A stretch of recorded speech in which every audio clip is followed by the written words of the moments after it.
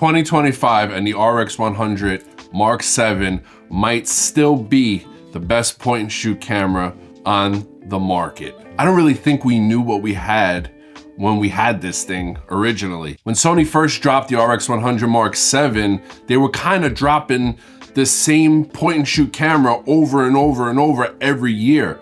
The RX100 Mark VII pretty much looks almost identical to the RX100 Mark I. And I think we were just starting to get sick of it. We were like, okay, we want 4K 60.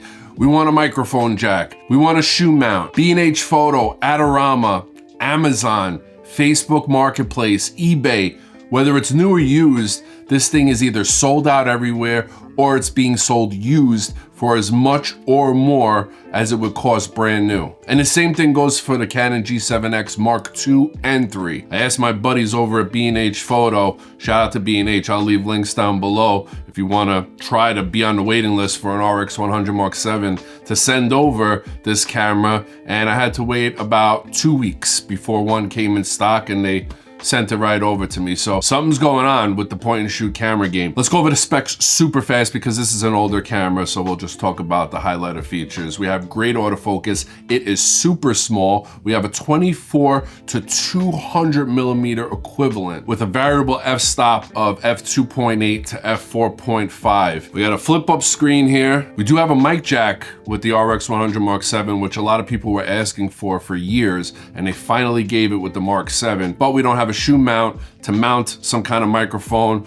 or like the receiver for a wireless mic. We also have built-in flash in here. The raw files are great on this thing. The video is great on this thing. Even though it only shoots up to 4K, 30 frames per second in 8-bit, you still do have access to S-Log 2, and the footage looks pretty good. Now, one thing that the RX100 Mark VII and Mark VI, I believe, do not have is a built-in ND filter, and the RX100s and the Canon G7Xs used to always come with a built-in ND filter, but they switched from a 24 to 70 to a 24 to 200, and I guess that lens, that extra glass in here, that extra extension kind of made it not possible for a built-in ND filter, so you lose out on the ND filter. Let's head outside, we'll do a little vlog test real quick, and then we'll come back in and we'll talk about photos, because I think photography is really where this thing shines. Now for video, we don't have the most outstanding specs here. We got 4K up to 30 frames per second. We have S-Log 2. We do have a flip screen, flips up, not out to the side. No 10-bit, no 4K 60, anything like that. Not great slow-mo options on here. If you're just looking to get out and vlog and have a nice handheld camera, 1-inch sensor, flip-up screen, really big, nice flip-up screen, even though it's kind of dim right now. I think it dims down in 4K. And an outstanding zoom range, then this might be the pickup for you. This might be the way to go. If you go with something like, let's say the Pocket 3, then you're pretty much stuck with a 20 mil equivalent, which is a fairly wide camera. And it's mainly meant for vlogging. But if you're in an area like this where we have a nice deep body of water here and you want to zoom in optically, not digitally, so it doesn't look like absolute crap, you can just punch right in. 200 mil. Still have pretty decent image stabilization. Got a nice image.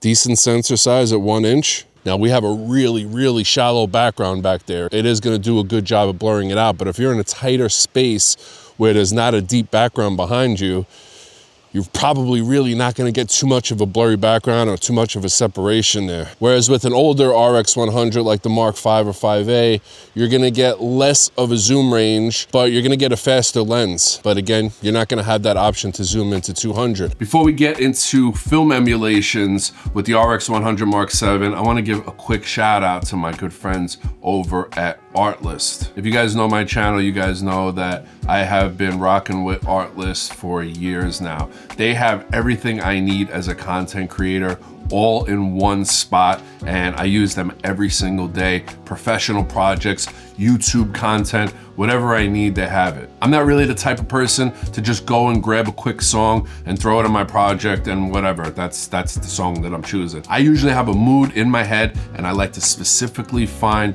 music and sound effects that are gonna go along with that mood and match my shot perfectly. And Artlist makes that process pain-free. It's super fast to find what I'm looking for, so I can get right back to my edit and get on with my project. Right now on the East Coast, it is super cold outside. Like, I highly dislike being outdoors right now because it's like sub 20 degrees. So sometimes I need a couple of video clips that I want to insert in my project, and guess what? Artlist to the rescue again. They have a huge selection of high quality stock video that has saved my behind more than once. Also, when I work with my clients, a lot of times we'll do projects that I used to have them do a voiceover for, or we would have to go somewhere and pay somebody to do a voiceover, and now you don't need that anymore because Artlist has AI voiceover and they have a ton of different voices to choose from, and I use it all the time. Use the link in the description below to sign up for a free trial with Artlist, and by using that super special link,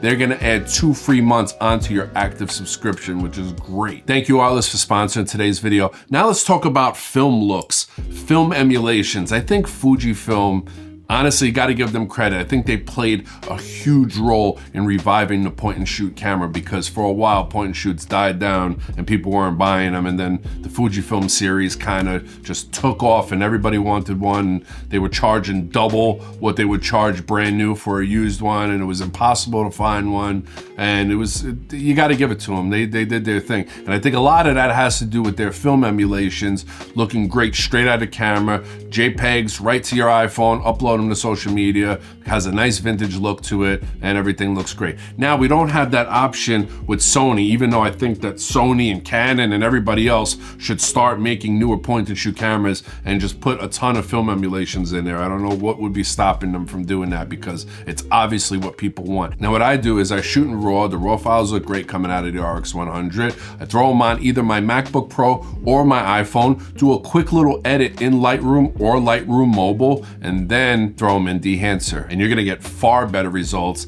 than you do with the built-in film emulations on a Fuji camera, just being honest with you. There are a ton more options on there. The film looks just look incredible, and there's a lot of other features that you can play with, like halation, bloom, your grain. If you just put a little bit of work in post, you can get some pretty impressive results. I know some of you out there still have a point and shoot camera from a few years ago. Do you still use it? What camera do you use?